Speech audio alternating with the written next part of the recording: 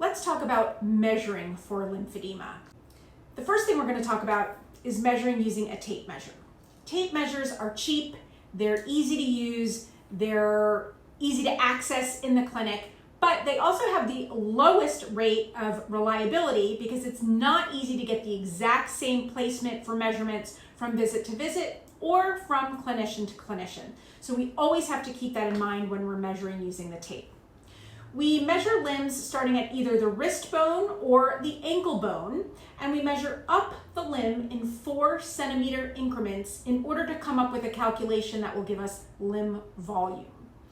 Volume is how insurance companies like to measure for improvement, and we have to keep in mind about 0.2 centimeters is estimated for the amount of human error. We're looking for significant changes from limb to limb, big asymmetries, and we also use the tape measure for garment measurement. Now, when using a tape measure, you always have to measure the affected side versus the non-affected side. And remember, when it comes to arms, we have a dominant side and a non-dominant. It's expected that dominant arms or limbs are usually about 5% bigger than non-dominant. Dominant arm sides tend to also have dominant leg sides as well, but it's not usually 5%. Tape measures are also super easy to clean. I take an alcohol swab, wipe it down. I can replace them on a regular basis because they're cheap and these do stretch out. They're also a great way for patients to measure themselves at home. I tell my patients to find a distinguishing freckle or scar, measure in the same place on a regular basis to understand what's going on with your own body. Now, water displacement has been coined the gold standard for measurement. This uses a volumeter. It's big, it's bulky, it's different for patients to position, it's hard to clean and sterilize, and it's very, very expensive. I've never seen one, but that is considered the gold standard to this day. A perometer can also be used to measure arms and legs, and it uses infrared light and sensors to measure limb volume. It's very precise, it's quick, and it's hygienic, but it's also very pricey, and I can say I've never seen this either in practice. What is becoming more common to measure fluid levels is bioelectrical impedance. These devices utilize frequencies that move through the limbs in order to measure fluid levels, measuring intracellular fluid, so the amount of fluid that's inside our body cells, and extracellular fluid, what's outside the cell in the subcutaneous tissue, and this is the fluid that's used to measure lymphedema. There are currently single and multi-frequency devices on the market, with multiple frequencies being more specific.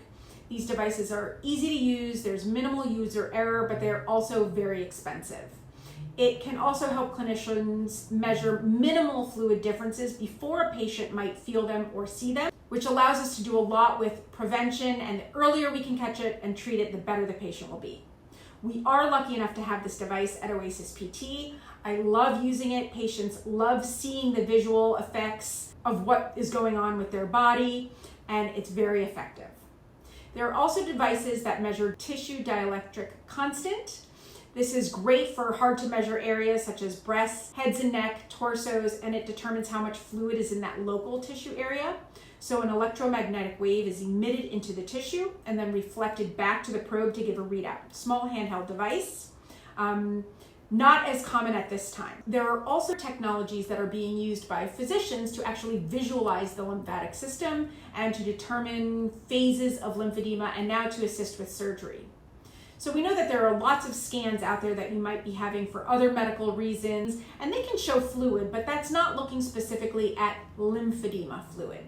So the devices that are looking specifically at lymphedema fluid and can give us a true diagnosis and staging of lymphedema are, number one, a lymphoscintigraphy. This test involves injecting a radioactive tracer within the web spaces or tops of hands and feet.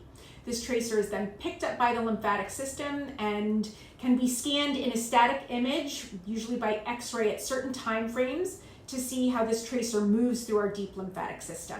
It then moves into the lymph nodes and cleared out of the system, but we can see how things are moving, where they're moving, and where they're not. High-frequency ultrasound can also be used to visualize really small lymphatic vessels to check for patency and availability for surgical intervention. MRL, or magnetic resonance lymphangiography, is also used to visualize the deep lymphatic system with a tracer. What's being used very commonly now is ICG or indocyanine green. It's a type of imaging that helps the medical team identify the superficial lymphatic system. So a non-radioactive dye that's water-based is usually injected into the skin, similarly to the lymphoscintigraphy. It moves faster and uses a near-infrared camera to read the movement of the tracer. This type of visualization only goes about 2 centimeters below the skin surface, so again, superficial, and can't see the lymph nodes typically. But the benefits of this scanning are that it shows where good lymphatic transport exists. It also shows where the dermal backflow exists, or where this lymphatic reflux is sitting in our subcutaneous tissue. These different pictures allow doctors to stage the lymphedema and can better visualize where the fluid is sitting and where they can perform surgery to improve the lymphatic system, the lymphatic function, and the skin tissue itself. It is a great way to see the real-time workings of the lymphatic system, and it is now most commonly used for surgical planning and during surgical intervention for super microsurgical techniques. As with all of the scans and all of the interventions we always discuss, it's really important to understand that there are pros and cons of each procedure. So you really need to speak with your own medical team before you determine what test may be right for you. I urge you all to speak with your doctor to see if these tests are available for you in your area so that you can stage your lymphedema and you can find out how to move forward regarding treatment. My name is Lisa Berman Sylvestri. I'm a physical therapist and a certified lymphedema therapist, and my goal is to make us all lymph smart.